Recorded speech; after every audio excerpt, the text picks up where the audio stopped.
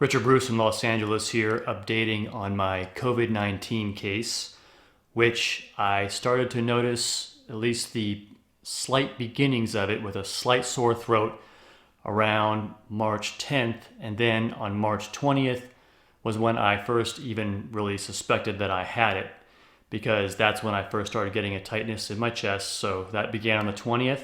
And then from the 20th through to the 26th, I was quite sick with symptoms that were similar to the flu, but with very aching joints, headache.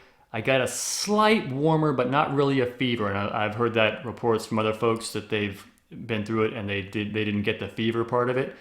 But how you really identify it is the lungs. That's the really scary thing, and I was really concerned about it, especially when you hear about people coughing up blood and you see the pictures of body bags. Now, I don't mean to scare anybody, but I just saw an edge of wonder. There were people doubting that whether there's a lot of people dying from it. Once again, also, if you see body bags, like for instance in the hospitals in New York, it's hard to say whether that is just normal deaths that accumulate or whether it is actually from a COVID-19 outbreak or not. But what I can tell you is that it is real. I knew on the 20th I had it, and then on the 21st I started to get really sick, and I was quite ill. I mean, I could like barely move around, just like, ugh, and I was like laying down most of the time, and I was getting these like panic attacks. And so I got the flu symptoms, included just really low energy. All my joints hurt like somebody took a hammer to my joints. I had thrown out my neck, I think, at the same time, and it just really affected it. And it was just painful to get in and out of bed or like, to get up. And I mean, I was just like sitting there like, just pretty wasted. And so it was major. But the reason I knew it was the cook, because some people are saying, you don't even know whether you just got the regular flu or not. I can tell you for sure it was that because you can feel in your lungs a pain, a scary pain and shortness of breath, because that's what I started experiencing on the 20th. That was the first thing I noticed, was that my chest was tight, and I could it was harder to breathe like that, and you're just slightly out of breath, and it was scary. I'll tell you that whole thing was a freak out for me. I mean, maybe I'm just a coward and I'm just getting too worried about it, especially for a man of God who's supposed to have faith in God. Your days with the Lord are your days with the Lord.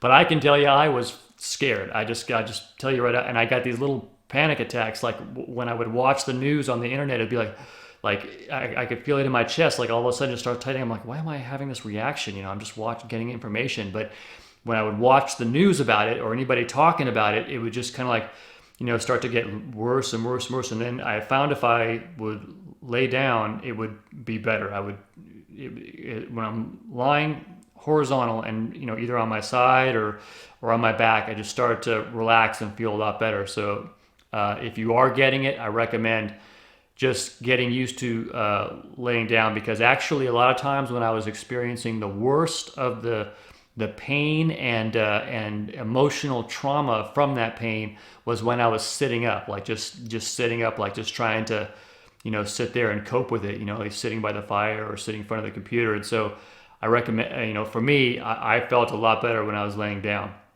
So, so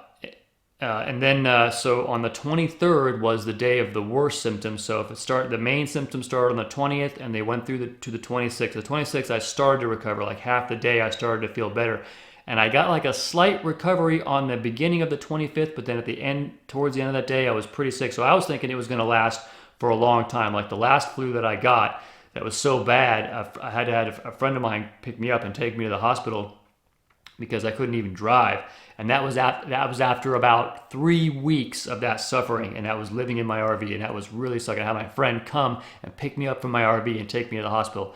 So I was thinking this was going to last a long time. But on the 26th, I started to feel noticeably better, even though I started to feel worse like at the end of the day. But then on the 27th, I had almost like a complete, like it was like a night and day sort of shift. Unlike the flu, it gradually went away. This, it's almost like it cut off. So after 5 or 6 days for me, it almost cut off. But I had an advantage. I mean, I don't know how big of an advantage it is, but I had, see, I'm friends with someone who is friends with a Thai Buddhist order, and I had all these monks praying for me because I'm a dear friend of a dear friend of theirs, and so and I was really moved by it, and I'm really grateful to you guys for doing that for me. It's just amazing, and when I heard about that, I was just so moved.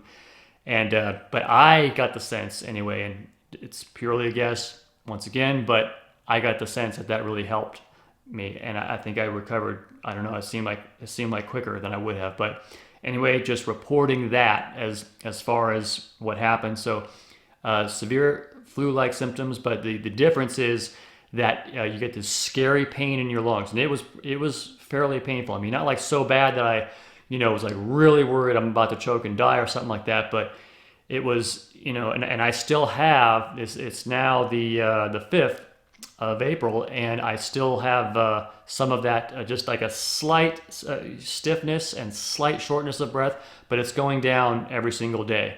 So the way it's healing. I think like in a couple of weeks, it may hardly be noticeable, because I was thinking it could last as long as 60 days, but the way it's decreasing.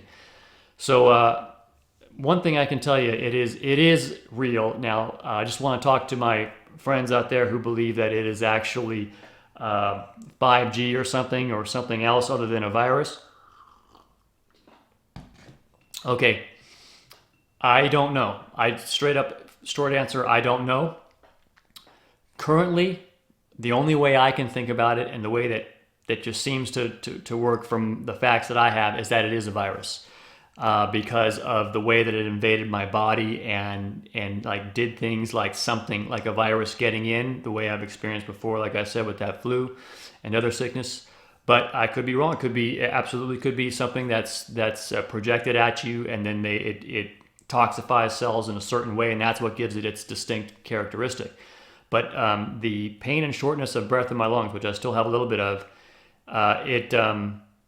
it was different than anything I had experienced before. That was different. The pain, especially in my right lung, I just got this weird, like weird pain, and it was scary. I mean, and then it started to progress to the other lung. And the thing that kind of was different about this was how much fear was involved. Like maybe this, because there's probably a combination of things going on, but another reason that makes me think it's a virus rather than something like a satellite projected energy weapon is just the way and the speed with which it spread. Like, for instance, Taiwan, I understand, had the least infections because they were the quickest to get on top of it and close their borders.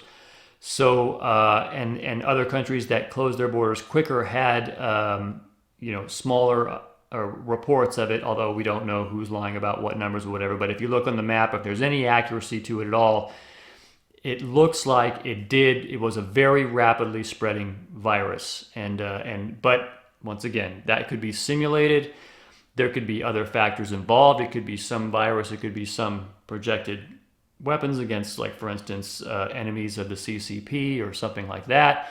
We don't know, but it's until we know anything for certain, it's really anybody's guess, because of course whoever does really know about it's lying. To me, I get the sense, and my sense about it is that it was actually created in that lab in South Carolina or wherever it was, where they had that lab, and then when that guy was arrested or whatever, and then the plan was they were taking it to Wuhan for some kind of observation or something, and whether it was intentional or whether it was an accident or whether it was the Lord, I don't know. But it got out, and it was actually not their plan to do this, even though when it did kick off, a bunch of other stuff that they had planned for something like this, I'm talking about the Illuminati, reptilians, whatever, those things kicked into gear, and they enacted certain things, just because things were synced in countries around the world with closing everything down doesn't necessarily mean that they knew exactly that this was coming, only that they are prepared for it. What it means that the world is under central control.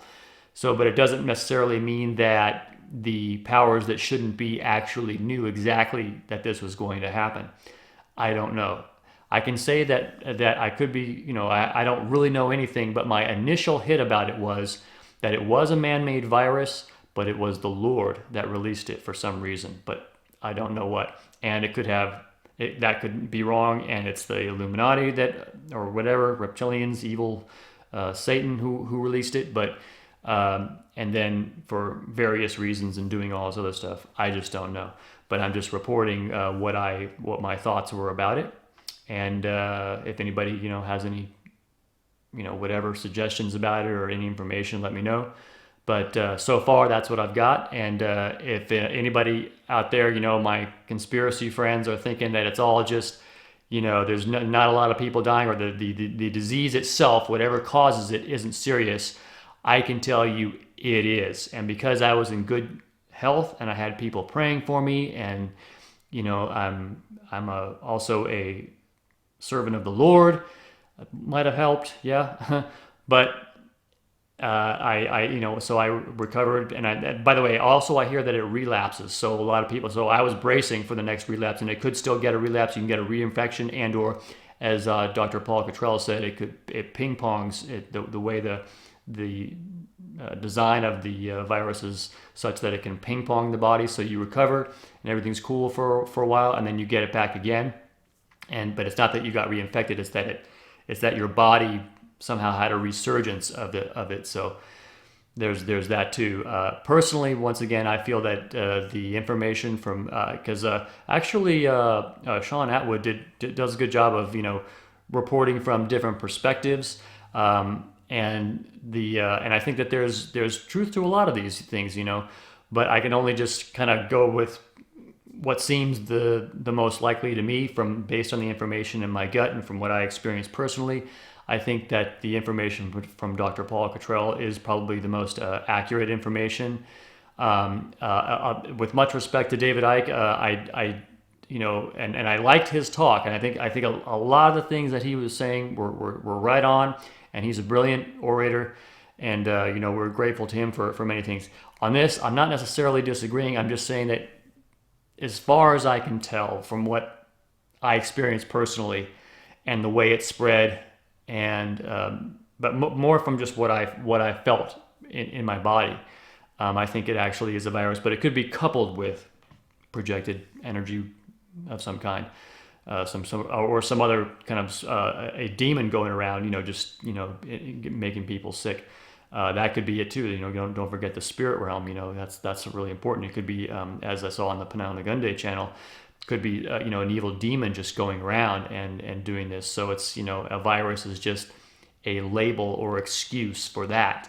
I don't know, but just reporting what I got, and there it is.